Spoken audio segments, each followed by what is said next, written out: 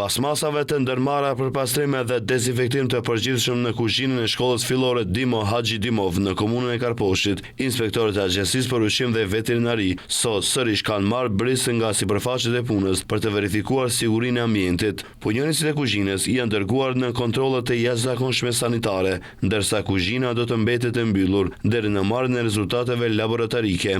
Agjencia tani më zyrtarisht i ka marrë rezultatet nga analizat laboratorike të mostrave të ushqimit dhe brisjeve të marrë në kuzhinën e Dimo Haxhi Dimov, si dhe nga kontrollet e jashtëzakonshme të kryera në kuzhinën të 9 shkollave të tjera fillore në Karposh, të cilat menaxhon nga i njëjti operator ushqimi. Dhe rezultatet kanë treguar se musaka e shërbyer në këtë shkollë nuk i plotësonte kriteret të mikrobiologjike të sigurisë, pasi është konstatuar prania e baktereve nga grupi Enterobacteria.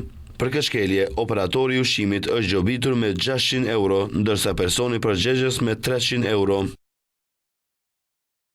Me 600 euro në kundërvlerë në denar dhe 300 euro për personin përgjegjës është gjobitur operatori i ushqimit, sepse nga mostrat e marra në SHF Dimo Haxhi Dimov është konfirmuar që musaka e servuar nuk i plotëson kriteret mikrobiologjike të sigurisë, respektivisht është konstatuar prania e bakterieve, Enterobacteria. Nga mostrat e marra të ushqimit dhe brisjeve në kuadër të kontrolleve parandaluese në 9 shkolla fillore, në një mostër ushqimi është konstatuar prania e bakteries Escherichia coli, për çka është urdhëruar që ai ushqim të hiqet nga përdorimi. 2 nga brisjet e testuara kanë rezultuar pozitive. Për përregullësitë e konstatuara, operatorit të ushqimit janë shqiptuar edhe 2 gjoba të tjera prej 900 euro secila.